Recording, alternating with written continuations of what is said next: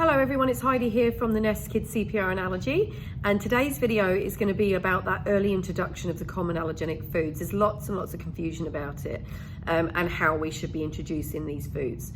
So this is for any parent that's starting to introduce foods to their baby, any parent of a child with a food allergy that has been told to introduce other foods. So we can go through like a little strategy that we've got that could help you introduce those foods. So guidelines around food allergy have changed over the last few years, and we now know that early introduction of common allergenic foods is super important. When we say early introduction, we don't mean that you introduce the food earlier than any other food. We just mean that these foods are allergy foods, so the top 9 common allergenic foods should be introduced alongside everything else before the age of 12 months. We know now through clinical trials, through studies, that this actually does help to reduce the rate of childhood food allergy. So it's almost like we prep the immune system, and we let the immune system know that this is okay by constantly introducing it and keeping it in the body. An allergic reaction is it's an overreaction of the immune system. All right, so it's when the body thinks that something is an enemy when it's not. And that's what causes the symptoms of an allergic reaction, and sometimes they can be very severe. So the early introduction of common allergenic food, it came around by, there's guidelines now which say that children between the age of 4 to 6 months, but never before 4 months, they need to be ready to eat. So they have to be able to sit up nicely, good head control. Obviously, you know, they need to be able to swallow well. So we don't want children under 4 months really eating. Then between 4 to 6 months, but before 12 months, they need to be introducing the top 9 food allergies, which include things like peanuts, tree nuts, sesame, soy, wheat, egg, milk, fish and shellfish. So they're the top 9. They're the top 9 things that should be in bold on the back of any packet because they're the top 9 most common allergens. I think they're responsible for 80% of food allergies, basically, those top 9, and that's why they're the top 9. So there was a study not that long ago called the LEAP study, which was by Dr. Gideon Lack, which showed, he did a study with British children that showed that basically by introducing peanut early, before the age of 1, there was something like an 80% drop in those children developing a peanut allergy to children that were stopped from having peanut until they were 10 years old. I think it was 10 years old. So basically it was a study that was quite clear as day, or maybe it was 2 years old, sorry, but it was a study, it was clear as day, that showed the early introduction of the common allergenic foods, that one specifically, peanut, dramatically reduced the rate of children being diagnosed with food allergy. We know that 1 in 10 children under the age of 1 now in Australia has a diagnosed food allergy, and the rest of the world is not that far behind that. Australia is the worst country in the world though for childhood food allergy, and we don't really know why at this point.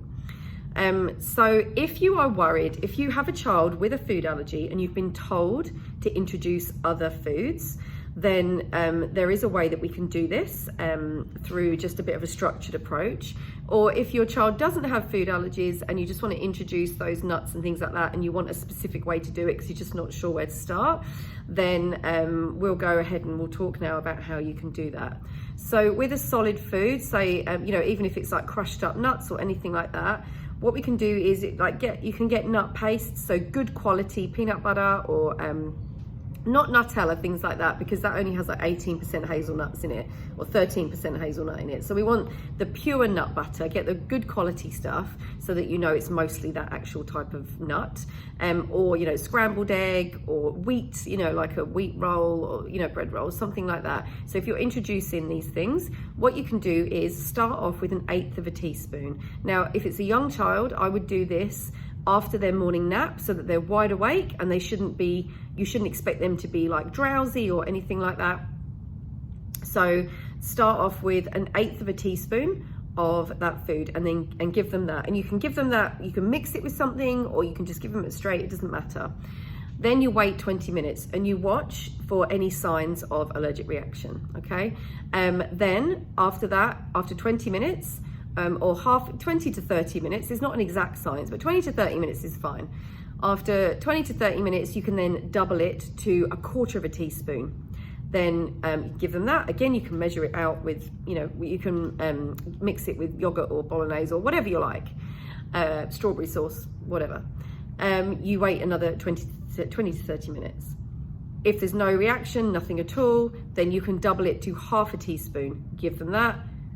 If they're fine, you can double it to a whole teaspoon. That's where you can stop. Okay, they've had a good kind of almost 2 teaspoons of whatever it is you give them. That's a decent amount of food. That's enough. A tiniest amount is enough for someone to have an allergic reaction. So if they're fine with that, then that's fine. Then we just continue to give it. So this is one of the most important things you need to know about food allergy, is that once you introduce something, you have to keep it in the diet.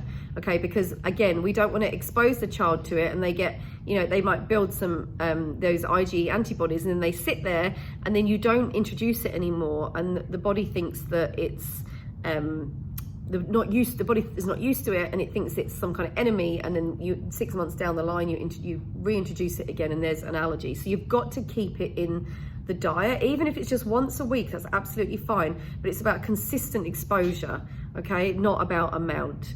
So for signs and symptoms of allergy, we'll go into that in another week, or you go to my website. There's heaps and heaps of information on there about what to look for in an allergic reaction or anaphylaxis.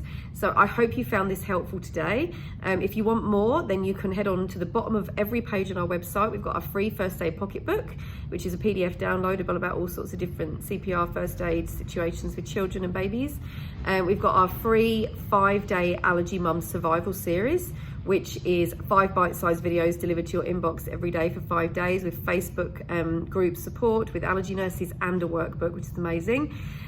Or if you want more, then we've got heaps of classes, in-person classes, private couples classes. We've got online classes, all live. We do Canberra classes as well, so you can head on to our classes tab on our website at thenestcpr.com and take a look at what we've got. In the meantime, let us know if you have any questions or queries. Take care, bye-bye.